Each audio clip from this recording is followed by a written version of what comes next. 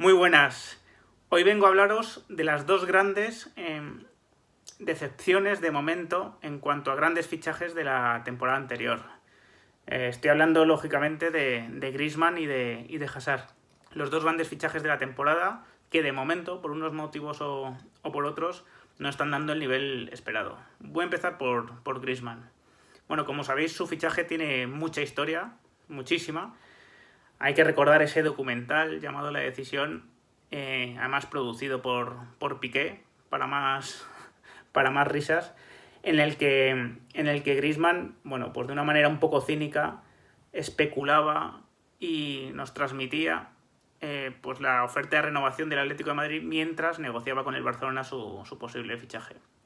Bueno, el jugador parecía pasarlo muy mal tomando la decisión. Todo era un puro suspense, mientras en Barcelona era Vox Populi y se filtraba que Griezmann se iba a incorporar al Barcelona, que el acuerdo era total con él y que se iba a unir al elenco de estrellas del Barcelona. Y bueno, ese documental nos dejó ese final en el cual Griezmann anunciaba su continuidad. Esto nos han contado que sentó muy mal en el vestuario del Barcelona porque hasta el propio Messi se había mojado en público a favor de la contratación de Griezmann.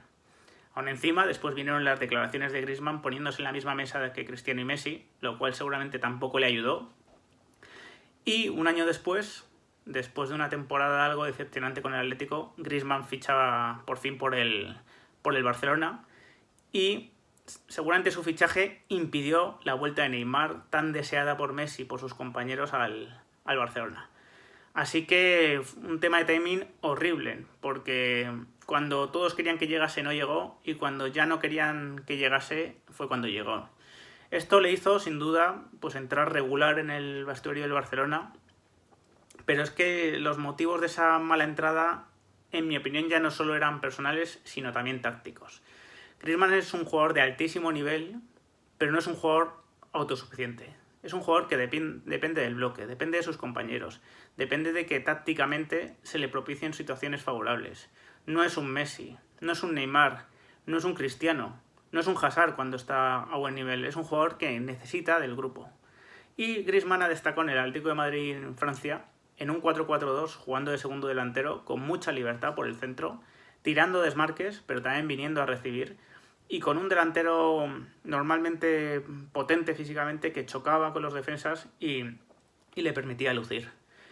En el Barcelona, no, para empezar, no hay un 4-4-2 como tal, pero es que además esa posición, ese rol en el equipo tan principal, sin ninguna duda lo va a ocupar Messi hasta el día que se vaya del Barcelona. Griezmann y Messi comparten recorridos parecidos en el campo. Son jugadores que suelen partir de la derecha pero acaban siempre en el centro. Y Griezmann, desde el momento en que llegó al Barcelona, vio que ese papel ya no lo iba a poder desempeñar estando Messi en el equipo. Eso le relegó automáticamente a las bandas.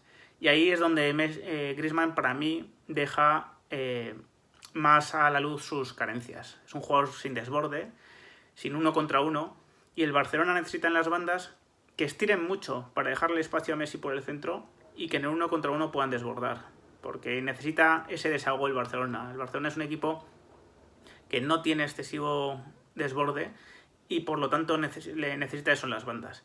Griezmann se ha encontrado con la irrupción de Ansu Fati y se ha encontrado con que cada vez le va a resultar más complicado jugar en una posición que ni siquiera es la más favorable para él.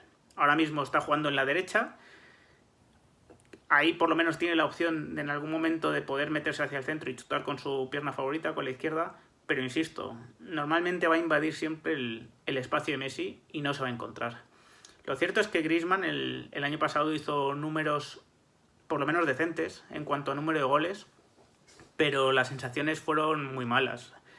No fue uno de los jugadores en los que el Barcelona se pudo apoyar en los momentos más complicados de la temporada, y en bastantes partidos hacia el final de temporada incluso partió ya desde el banquillo, pues teniendo un rol bastante secundario. En esta temporada su comienzo ha sido incluso peor, se le nota muy falto de confianza. Es un jugador que normalmente veía la portería muy fácil y ahora le está costando materializar las ocasiones, e incluso recibió una especie de reprimenda pública por parte de su entrenador, de Koeman, diciendo que un jugador del nivel de Griezmann, de su coste, no puede fallar esas ocasiones. hablamos, pues efectivamente, de un jugador que ha costado 120 millones, que es verdad que se desgasta muchísimo en el campo, que es solidario, que cubre bien su banda. Es un jugador en ese sentido que no deja nada a deber, pero evidentemente cuando haces una inversión de 120 millones en un jugador que se ha postulado él mismo para el Balón de Oro y que estuvo a punto de conseguirlo el año de Luka Modric, esperas un rendimiento en ataque pues mucho más diferencial. Y ahora vamos con Eden Hazard. Eden Hazard es un viejo anhelo del Real Madrid y de Florentino desde hace muchos años. No hay que olvidar que Zidane ya le había puesto el ojo cuando jugaba en Francia en el Lille y que es un jugador que desde el Lille pues, ha tenido una explosión impresionante. Llegó al Chelsea, ha logrado ser, si no me equivoco, más de una vez MVP de la Premier League, un premio que votan además los jugadores, por lo tanto es un gran reconocimiento y sin duda los éxitos del Chelsea de los últimos años han estado asociados a su figura, ¿no? El último, antes de recalar en el Real Madrid, esa Europa League con doblete de Hazard en la final. En el Mundial también fue un jugador destacadísimo para esa Bélgica que llegó a semifinales y a cuartos de final, creo.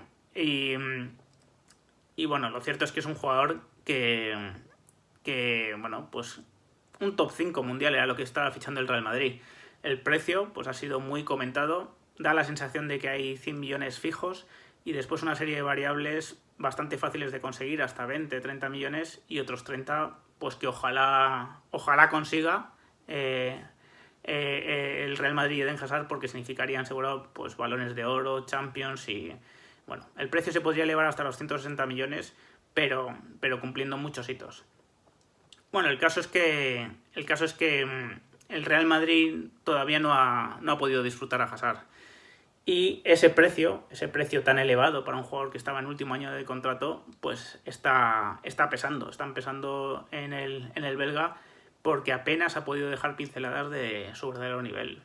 Hay que recordar que vino con cierto sobrepeso en la temporada pasada, reconocido por él mismo.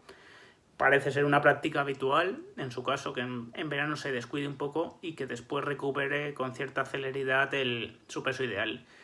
Es verdad que a partir de octubre, noviembre, empezamos a ver a un Hazard mucho más fino, mucho más desbordante, mucho más imaginativo. El Real Madrid empezaba a disfrutar de su mejor nivel.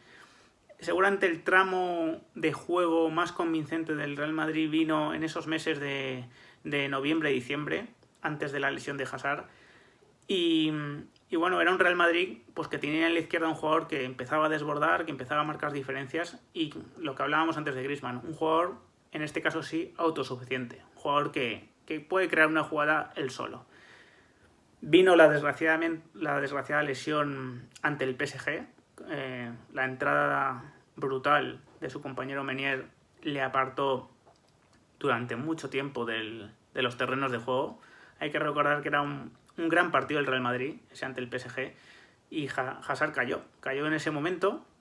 La recuperación fue bastante larga, pero no completa, al parecer, y en cuanto reapareció, creo que fue en el mes de febrero, jugó 3-4 partidos y volvió a caer. Lo cierto es que ya en ese momento se tuvo que operar y dimos la temporada por perdida con Hazard. Vino el COVID, vino el confinamiento, y de repente a Hazard se le abrieron posibilidades de poder terminar la temporada disputando los partidos más relevantes. Tras el confinamiento, al parecer volvió a un buen nivel, dejó buenas sensaciones contra el Eibar y contra el Valencia, pero enseguida cualquier golpe que recibía en ese tobillo, cualquier circunstancia que le era un poco adversa, le descolocaba por completo.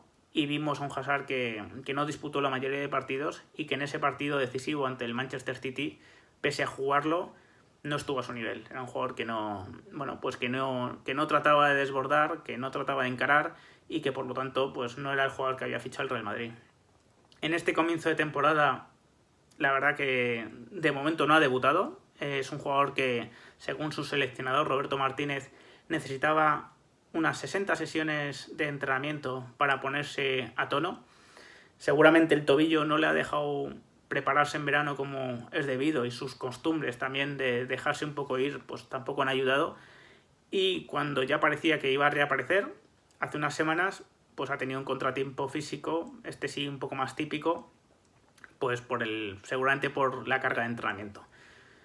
Su vuelta está próxima, ahí está el clásico, que es una posibilidad, bueno, quizás remota para que vuelva, pero si no será la semana siguiente. Y veremos el nivel de Hazard. El Real Madrid necesita al mejor Hazard para dar el paso siguiente de cara a competir en Europa. Ya el Real Madrid ha demostrado que con lo que tiene y con la mejora prevista de sus jóvenes para la Liga, pues le da de sobra para competirla al menos, pero en Europa necesita un paso más. Y ese jugador, sin duda alguna, tiene que ser Eden Hazard. Veremos si Zidane, que confía muchísimo en él, logra recuperarle. Desde luego el francés está teniendo bastante más empatía o delicadeza con Hazard de la que ha tenido Koeman con Griezmann, pero bueno, sin duda el jugador tiene que poner de su parte y volver a ser el que nos deslumbraba antes de llegar al Real Madrid y que todo el mundo anhelaba su fichaje. Así que, bueno, encantado de que me trasladéis vuestras opiniones sobre estos dos jugadores. Y ya sabéis, solo tenéis que suscribiros para ver estos vídeos. Si le dais a la campana, pues además YouTube os avisará. Y deseando veros en el próximo. Hasta luego.